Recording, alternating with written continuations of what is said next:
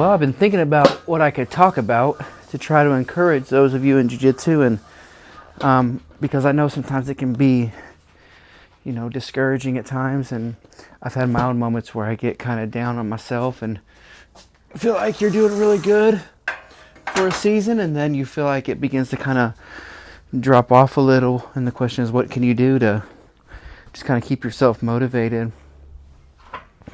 I mean, when I look back, whenever I first started, I was so much in love with jiu-jitsu, and I was super excited to go every day. Not that I'm not excited to go now. I'm still excited to show up and still excited to go. But I still have my days where you go, man, I just feel like I should have done better today, or, I should have been submitted this many times, or, sometimes we put this standard and expectation on how we should be doing in jiu-jitsu, and I mean it's life, it's normal, and I've just been trying to tell myself that you're getting better regardless of performance. So yeah, I may not perform real well one day, and some days I may perform well, but on the days that I don't, I need to realize that I'm still getting better. It's a slow process, but I'm still getting better. Yeah, by the way, you're joining me on my workout while I talk about this. So when I first started jiu-jitsu, like I said, I just fell in love with it. I always just wanted to be there. I wanted to be at the gym all the time, and I was going only twice a week, and I mean, it seems like when you first start, you just absorb, like you just are a sponge and you want it all. And I even had the attitude when I first started of like, hey, I'm just going to tap. Like if I need to tap, I'm going to tap. I'm not going to worry what happens. I'm not going to worry about, how it looks. I just want to be humble all the time. I don't want to get to a place where I'm so prideful that I can't tap. Sorry if there's loud smacks. I'm trying not to do that. But, I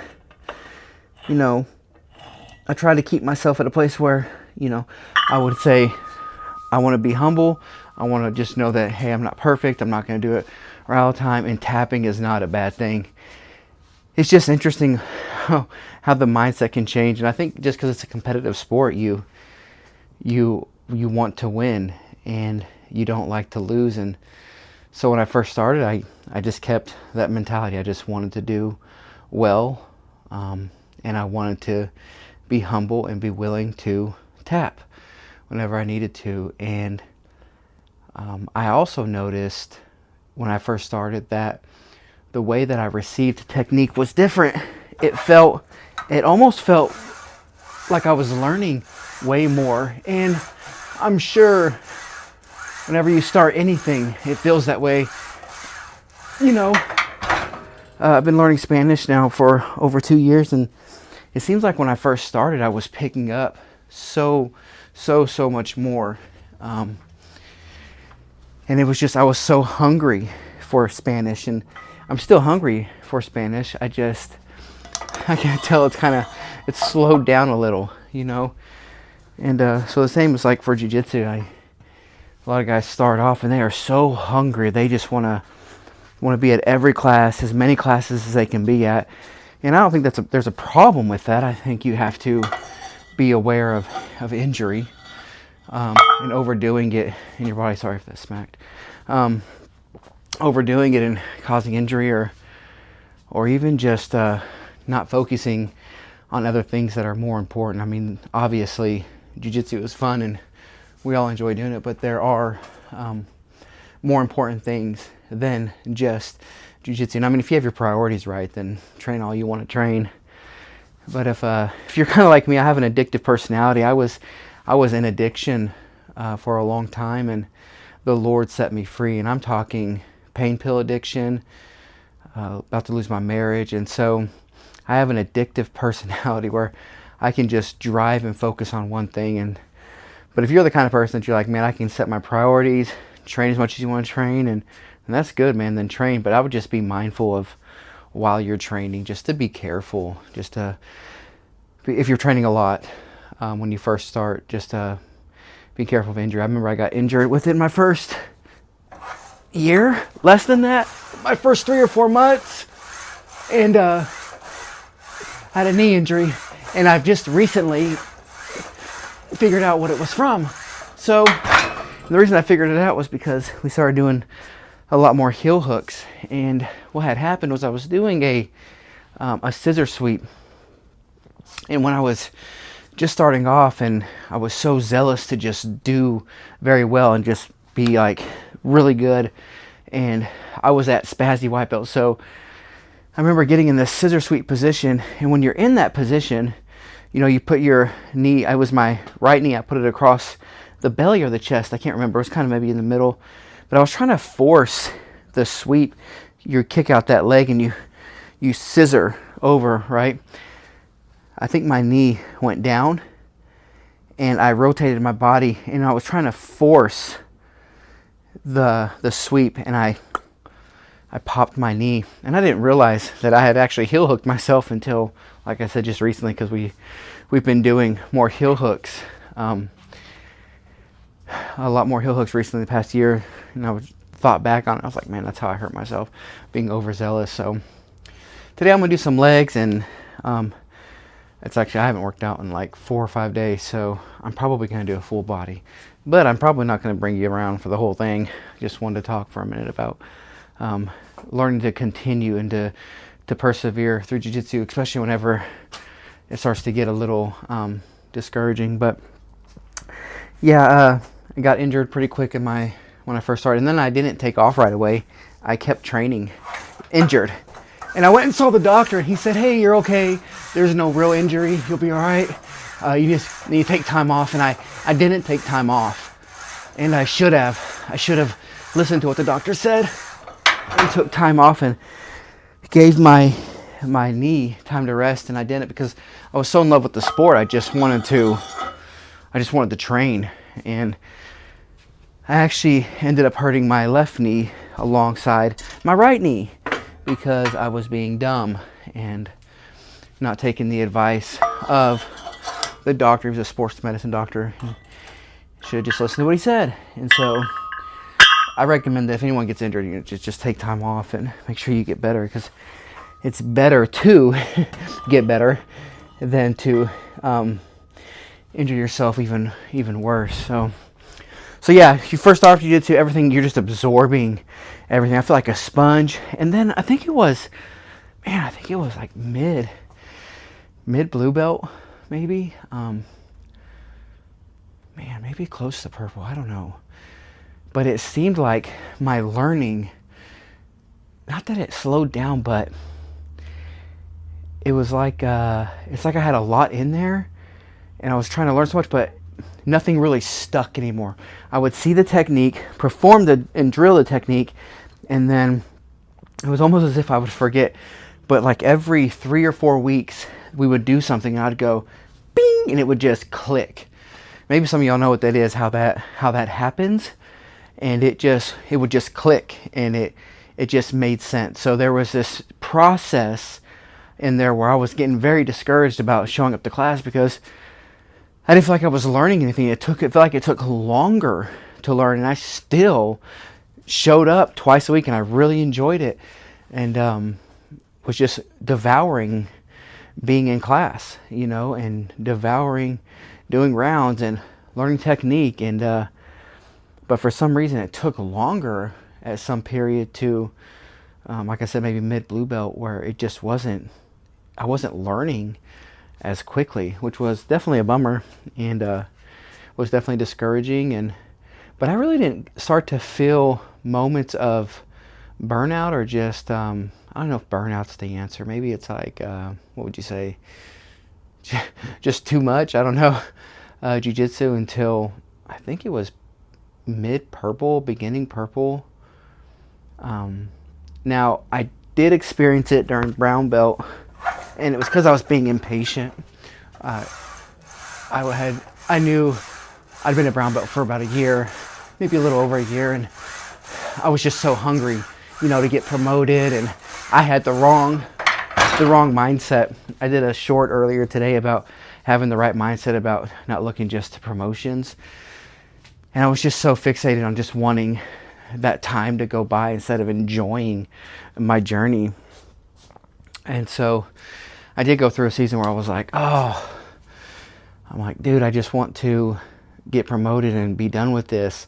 And it actually affected my class time on the mat. It affected the way that I was moving and rolling. So if you're experiencing that, even as an upper belt, I don't even know if upper belts would listen to this or lower, but if at any stage, I think you could experience it where you're just wanting that next step. And if you're experiencing that, man, if you can just, tell yourself to like stop and enjoy where you are right now. Can you enjoy the jiu-jitsu instead? You know, can you enjoy jiu-jitsu more than the submission, more than not getting submitted? Or can you just enjoy what's taking place? Because I'll tell you, you may not realize it, but even in being submitted, you're learning about a submission, or you're learning why you got submitted. And even when you submit someone, you're learning like, hey, what I'm doing works, that works. And so you're learning how to apply the technique, even when you are submitting in it, or if you are trying something and you're getting submitted in it, you're learning all around. But yeah, I just had the wrong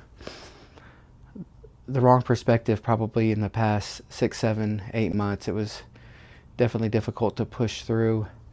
So, and during that blue belt and purple belt season, I was so stuck in a rut. I didn't even know how to get out of it. I was just doing the same things over and over. I was still going to classes, but I was just doing the same techniques. I couldn't break out of the normal of what I was doing.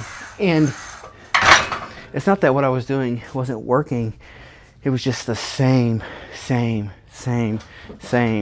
techniques, and just kind of in a rut with all of it. And then I started meeting, I'd been meeting with a friend named Mark Roberts, and he started doing all these leg attacks, and he started submitting me with leg attacks, and I didn't like it. And I didn't even consider leg entanglements and leg attacks real submissions, because they just bothered me because I didn't understand them. I just saw that it was cheap jiu-jitsu, right? And then I finally got to a place where I was like, hey, I need to start learning this. And when I started learning leg entanglements, oh my goodness, I was just enamored with it, because it was like a whole brand new, it felt like white belt all over again with leg entanglements. And I just leaped on it, and the little stuff that Mark and I would go over, I just ran with it. And I started doing my own research and doing my own things and testing stuff out. And it helped me get beyond that rut and beyond that stagnant, those stagnant moments in jiu-jitsu. So, and maybe that's something good for y'all to know, is like, hey, can you find someone to train with outside of class that you guys can go over whatever you want to go over? You don't got to do what the class is doing. You can pick and choose what you do, and then you can drill it.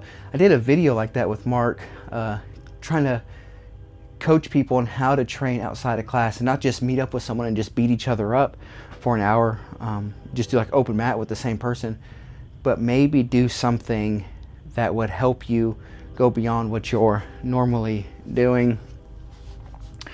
So yeah, can anyone and everyone experience some kind of burnout? I don't know what else you would call it. Just kind of, I don't know if y'all can hear the train or not. Maybe you can, but it's kind of loud. But just being, I guess burnout's the only word I could really think of, and just being burnt out with doing jiu-jitsu. But then I would say, hey man, maybe you should start doing something a little bit different when you show up to class. Maybe find someone to pour into. Maybe ask someone to pour into you. Meet with someone after.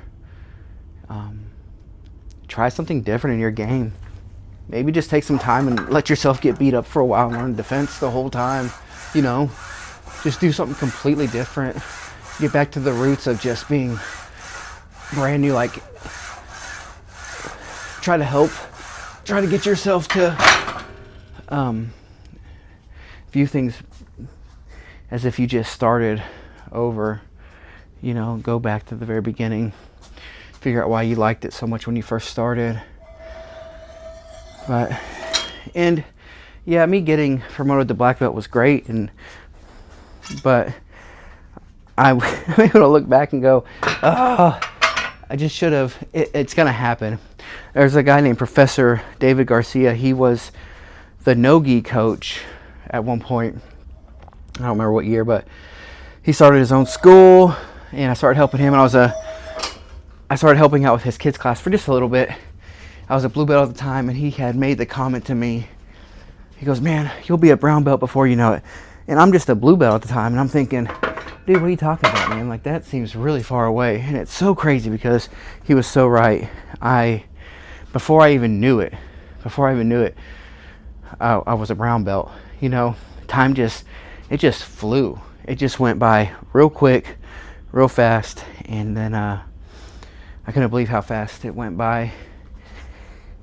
And now, being at black belt, I'm like, you know, I would hear other upper belts when I first started. They would say, hey, I wish I can't go back and get that time back. And we all know that we can't go get time back. It's not that easy, but it's so true. You can't, like, really enjoy where you are. And I don't know if this is appropriate to say, but I'm going to say it anyways.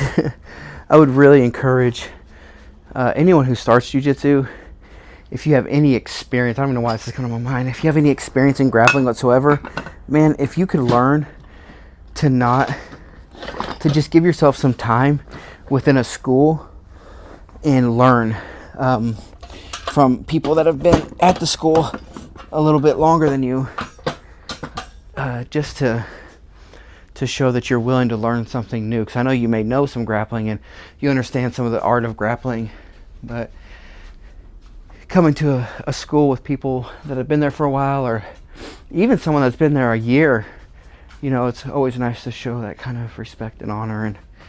But anyways, that was just a little side thing right there. I don't know why that came to my mind, but it did. Y'all quit making fun of my weights. I'm weak. Now I got meniscus tears, and so every time I work out my legs, I'm like, oh man, I'm gonna be hurting. I might be hurting. I take something called BPC 157, and it's really helped with inflammation. I just do the pill form. And the brand I've been taking has been helping out a whole lot. And so and on my leg extensions right here, I try to go up that high. I try to be very, very moderate and going up. And then squats. My kids call me chicken legs, and I do work out my legs. I just don't work them out like super hard, but you know. All right, thanks for listening to me ramble. It's kind of in a whole bunch of different areas, but just so you know, like, hey, everyone deals with that feeling at some moment in jiu-jitsu where they're like, I don't even know if I want to do this anymore, or I just don't know if I want to show up to class. I don't know if I want to go to the gym and work out. You know, I have a little home gym that I get to work out at, and let me tell you, it's not always